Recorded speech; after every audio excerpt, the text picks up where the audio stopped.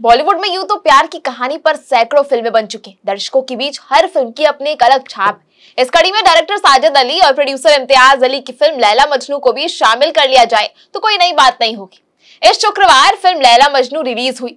हाँ, दोबारा रिलीज हुई है क्योंकि पहले भी ये फिल्म 2018 में रिलीज हो चुकी। नए जमाने की लैला यानी तृप्ति डिमरी और मजनू यानी अविनाश तिवारी साल 1976 में आई ऋषि कपूर और रंजिता की लैला मजनू से काफी अलग है। पहली नजर में देखा जाए तो इस क्लासिकल लैला मजनू की कहानी को इम्तियाज अली ने नए जमाने की युवा पीढ़ी की लव स्टोरी के जरिए लैला मजनू की कहानी को बताने की कोशिश की। तो चलिए हम आज लाए आपके लिए एक मूवी रिव्यू, वो भी फिल्म लैला मजनू की 2018 में रिलीज हो चुकी है और ये दोबारा थिएटर्स में रिलीज हो रही है क्योंकि इस फिल्म का रिव्यू काफी ज्यादा अच्छा था और लोगों को काफी पसंद आई थी। उस टाइम ये थिएटर्स में लोग देख नहीं पाए थे, लेकिन अब क्योंकि ये रिलीज हो गई है तो आपके लिए जानना बहुत ज्यादा जरूरी है कि फिल्म आखिर है कैसी, ताकि आप भी इसे अगर थिएटर्स में जाने का प्लान बना रहे हैं और देखने का प्लान बना रहे हैं तो जरूर इस रिव्यू को देखिए। तो चलिए बात करते हैं मूवी की। अंजलि, तो आपका क्या पर्सपेक्टिव है इस मूवी को लेकर? सबसे पहले तो मैं ये कहूंगी कि ये बहुत ही ज्यादा अच्छी चीज हुई जो ये मूवी रिलीज हुई थिएटर में, क्योंकि उस टाइम लोग इसे थिएटर में नहीं देख पाए थे और काफी ज्यादा इस पे चर्चा भी हुई थी क्योंकि मूवी बहुत अच्छी थी और इसे अप्रिशिएशन उस टाइम पे नहीं मिला था, इसको अप्रिशिएशन बहुत टाइम बाद मिला।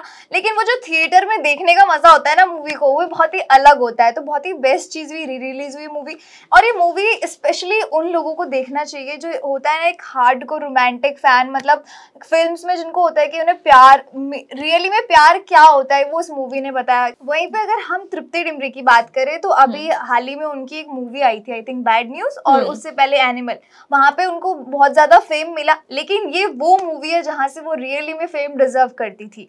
तो काफी अच्छी मूवी। और अगर मूवी की बात करें तो इट्स टोटली एक बहुत ही प्यारी लव स्टोरी। हालांकि एंडिंग जो है वो गॉड एंडिंग की बात करें तो एंडिंग की बात करेंगे, आपको बताएंगे एंडिंग में कैसी है, लेकिन उससे पहले मूवी की बात कर लेते, थोड़ा स्टार्टिंग का बात कर लेते कि एक लव स्टोरी है। Of course core hearted lovers जो हैं, दो लोग हैं जिनको एक को पहली नजर में प्यार हो जाता है। ऑफ कोर्स जो लड़के हैं यानी मजनू जो है हमारे, कैस भट्ट नाम है उनका, उनको लैला से यानी तृप्ति से पहली नजर में प्यार हो जाता है और उसके बाद वो दीवानों की तरह उनके पीछे पड़ जाते हैं। और जो स्टोरी लाइन है, जिस तरीके से उस स्टोरी को दिखाया गया है ना, शुरुआत में तृप्ति डिमरी जो हमारी लैला है, यहाँ पे उन्होंने कैस भट्ट जो यहाँ पे होते हैं ना देखा नहीं होता, लेकिन उन्हें ड्रीम्स आ रहे होते हैं कि कोई लड़का है जिन्हें वो जानती है। तो जो बहुत ही ब्यूटीफुली उस स्टोरी को दिखाया गया है स्टार्टिंग में, और उसके बाद वो फ्रेंड्स उनके जो मतलब होता है ना पिछले टाइम का जो वो लुक दिखाया गया है कि उनके फ्रेंड्स बैठ के बात कर रहे हैं छोटी छोटी चीजों पे, जैसे लड़कियों में होता है कॉलेजेस में, वैसे बात कर रहे हैं।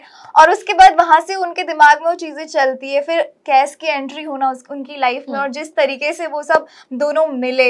उसके बाद शुरुआत में थोड़ी नोकझोंक हुई, लेकिन उसके बाद जब वो एक डायलॉग बोलते हैं वहां पे कि अब तू आएगी मुझे ढूंढते हुए, तो वहां पे वो बाद में बोलते भी हैं कि यहाँ पर इट्स लाइक कि वो उनका बहुत बुरी तरह से पीछा करते हैं। मतलब होता है ना जो लड़कियां एक्सपेक्ट करते हैं कि हाँ ये इतने एफर्ट्स तो डाले एक लड़का, तो वो लिटरली वो जो होता है ना ऑन स्क्रीन वो एफर्ट्स दिखाए हैं कैस भट्ट ने लैला के लिए। तो उसके बाद जब वो इतनी ज्यादा पीछा करते हैं उनका, तो एक लिटरली एक लाइन आती है, वो बहुत इरिटेट हो जाती है और वो कहते हैं कि बस भाई मेरा पीछा करना बंद करो, गेट लॉस्ट, ये वर्ड उसके बाद उसके बाद वो जब वो स्टार्ट होता है दोबारा, उनकी जो ये पूरी मूवी है वो दोबारा, तो उसका सेकंड पार्ट एक समझ लीजिए तब शुरू होता है जब कैस भट्ट कहते हैं कि अब आप ढूंढोगे मुझे, मैं नहीं आऊंगा आपके पीछे। और उसके बाद से इनकी लव स्टोरी शुरू होती है। आगे आगे जैसी बढ़ती जाती है उनकी लव स्टोरी बढ़ती जाती है, दोनों में प्यार बढ़ता जाता है।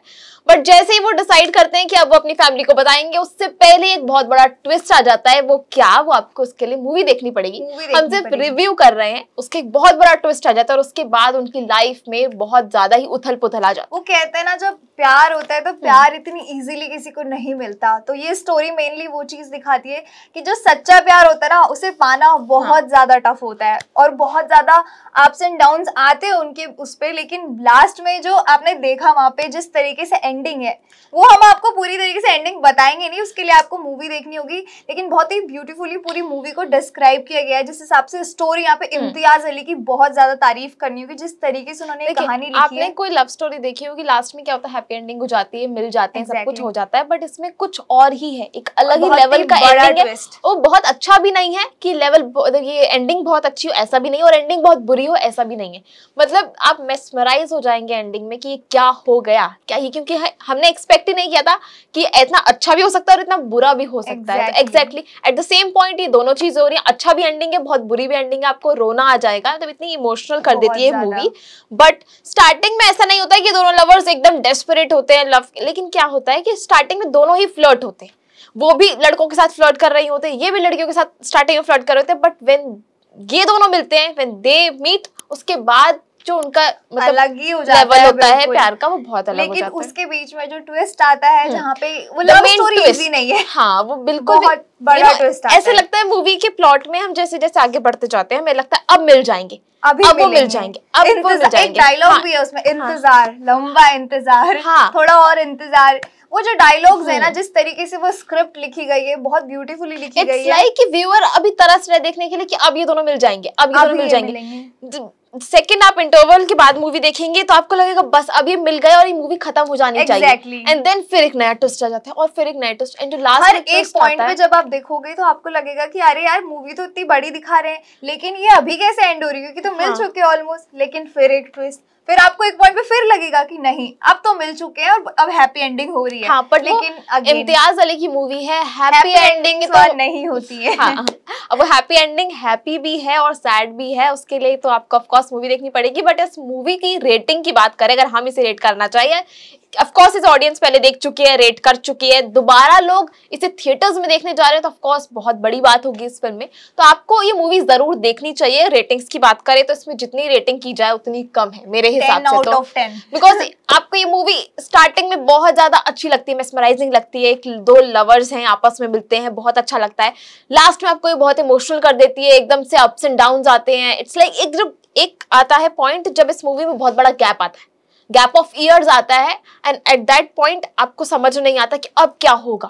और अगर अब तो ये कोई ऐसे है ना जो मतलब पहले के टाइम की मूवीज होती थी ना, लिखना, वो जो कबूतर एक सीन है, एकदम आपको समझ नहीं आएगा कि ये जेनजी वाला है कि ये पहले वाला है, बिकॉज इसकी शूटिंग कश्मीर के उसमें हुई है, कि कश्मीर का पूरा बैकग्राउंड दिखाया गया है, लेकिन वो मतलब दे आर सो, मतलब कि वो बहुत मॉडर्न भी है और एट दैट सेम पॉइंट उनका प्यार बहुत ओल्ड स्कूल टाइप भी है। वो एक कागज पे लिख के कबूतर से भेजना वो चीजें, और जिस तरीके से वो मिलते हैं एक शादी में वहां पर, बहुत ही प्यारी तरीके से उस मूवी को दिखाया गया है। एट द सेम पॉइंट सब कुछ, और ये ऐसा कुछ भी नहीं था जो लैला और मजनू ने प्लान किया था, it was just a destiny. कैसे कैसे चीजें होती हैं वो बिल्कुल प्लान नहीं था, और जब जब उन्होंने प्लान करने की कोशिश की वो सब कुछ बिखर गया। एग्जैक्टली तो वो जो ट्विस्ट है बड़ा सा क्या होता है, और वो ट्विस्ट इंटरवल के बाद चलते रहते हैं, एक पे एक ट्विस्ट आता रहता है, वो मिलते हैं या नहीं मिलते हैं, हैप्पी एंडिंग होती है या सैड एंडिंग होती है, या दोनों में से कैसी एंडिंग होती है, वो देखने के लिए आप मूवी जरूर देखें। बिकॉज अगर आप मूवी रिव्यू देख रहे हैं बहुत अच्छा है, बट आप मूवी सामने से देखेंगे तो और थिएटर्स में जाके देखेंगे तो बहुत ज्यादा ही अच्छा लगेगा। वहां पर एक डायलॉग भी आएगा इसकी, तुझे क्या लग रहा है ये हम कर रहे हैं, ये हमारी किस्मत लिखी हुई है। तो जो डायलॉग्स की राइटिंग है इसमें बहुत ही प्यारी है।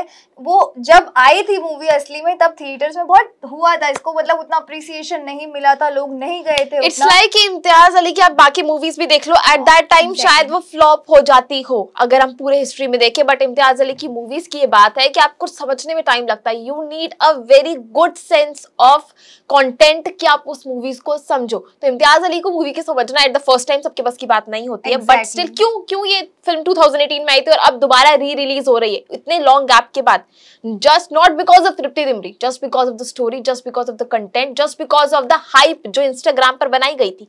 So that's why you should watch this movie.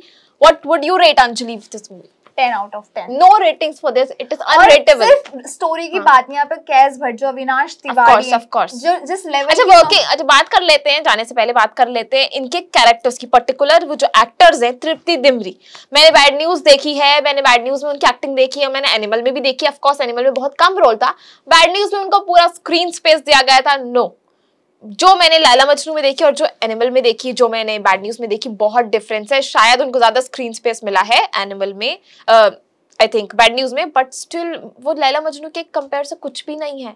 She was much much much better than. मेरे हिसाब से वही जो आपने कहा कि अप्रिसिएशन वहां मिलनी चाहिए थी, वो नहीं मिल पाई, बट स्टिल एनिमल से मिली. वो बात होती है किस्मत की बात है, यू नो. आज उन्हें जैसे बोलते बहुत लोग, मैं देखती थी कमेंट्स पढ़ती थी, उन्हें ट्रोल किया जाता है कि आप ऐसे सीन्स कर रहे हो, आप ऐसा अच्छा नहीं लग रहा है, आपको इस वजह से फेम मिल रही है. बट अगर आपको सच में उनकी मूवीज देखनी है तो आप लैला मजनू, कला, ऐसी मूवीज देखिए, बुलबुल, जहाँ पे वो सच में कितनी अच्छी एक्टर है आपको पता चलेगा. एनिमल ऐसा नहीं है कि जस्ट हमारा Indian, not Indian, it's just हमारा ऑडियंस का व्यू पॉइंट क्या है. ऑडियंस आपको किस चीज में पसंद कर रहा है वो डिपेंड करता है. सारी गलती बॉलीवुड के या सीन्स के लिए नहीं होती है, डिपेंड करता है कि ऑडियंस क्या देखना पसंद करते हैं.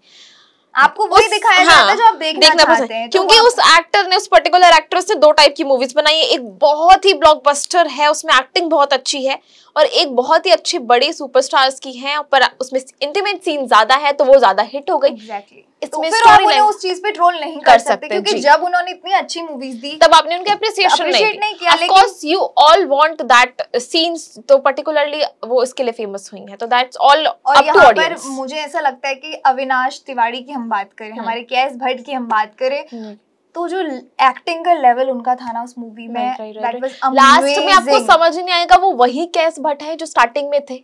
मतलब बहुत. अर्पिता, आपको ऐसा नहीं लगता कि केएस भट्ट की अगर हम बात करें, अविनाश तिवारी की हम बात करें, तो अभी तो चलो उन्हें थोड़ा पॉपुलैरिटी मिल रही है कुछ दिनों से फिल्म की वजह से, लेकिन जब उन्होंने वो फिल्म की उस हिसाब की पॉपुलैरिटी उन्हें नहीं मिली. और आज भी उतनी नहीं मिल पाती क्योंकि हम मूवीज देखे तो उतनी कुछ मूवीज नहीं. एक वेब सीरीज में वो पार्ट थे, आई थिंक खाकी करके जो वेब सीरीज थी, और उतनी मूवीज के वो पार्ट नहीं है. लेकिन शायद अब जो ये लोग मूवी देखेंगे, अब जितने लोगों तक ये मूवी पहुंचेगी, उससे कहीं ना कहीं मुझे लगता है कि अविनाश तिवारी हमें बड़े स्क्रीन पर फिर से नजर आने वाले हैं. मे बी ऑफ कोर्स, क्योंकि उनकी एक्टिंग इतनी अच्छी है, और अब दोबारा क्योंकि थिएटर्स में री रिलीज हुई है तो उनकी एक्टिंग पर लेकर ऑफ कोर्स लोगों की काफी ज्यादा अच्छे फीडबैक आ रहे हैं. मुझे ऐसा लगता है कि अगर एनिमल में आपने रणबीर कपूर को इतना पसंद किया है, अगर आपने कबीर सिंह में शाहिद कपूर को इतना पसंद किया है, तो आप अविनाश तिवारी को पसंद ना करें, हो नहीं सकता. बिकॉज वो टॉक्सिक लेवल नहीं है, वो टॉक्सिक वाला लेवल नहीं है, बट वो ही टॉक्सिसिटी है, बट वो इट लाइक लड़कियों को लेकर नहीं है. रियली में प्यार दिखाना होता है ना, टॉक्सिसिटी है. एक के लिए पागल होना प्रॉपरली, उससे क्या कहते हैं, उसका सही मायने क्या है वो आपको पता चलेगा इस मूवी में. तो you should of course must watch movie, you should watch, and of course theaters में देखेंगे तो सबसे ज्यादा मजा आएगा, because of course Netflix पे या फिर everywhere it is available. और मैं ऑडियंस से भी रिक्वेस्ट करना चाहूंगी, जो लोग इस मूवी को देख चुके हैं, प्लीज कमेंट्स में रेट जरूर कीजिएगा कि आपको ये मूवी 10 में से कितना लगा कि इसको देना चाहिए हमें, और तृप्ति डिम्बरी और अविनाश तिवारी की एक्टिंग को भी जरूर रेट कीजिएगा. ओके, तो आप हमें बताइए कि आप ये मूवी देखने के लिए एक्साइटेड हैं या नहीं, या जो लोग ये मूवी देख चुके हैं उन्हें ये मूवी कैसी लगी जरूर बताइए. और ऐसी तमाम मूवी रिव्यूज के लिए, एंटरटेनमेंट इंडस्ट्री की हर खबर के लिए और बॉलीवुड की हर खबर के लिए देखते रहिए बॉलीवुड केसरी. वीडियो को लाइक शेयर करना बिल्कुल न भूलें.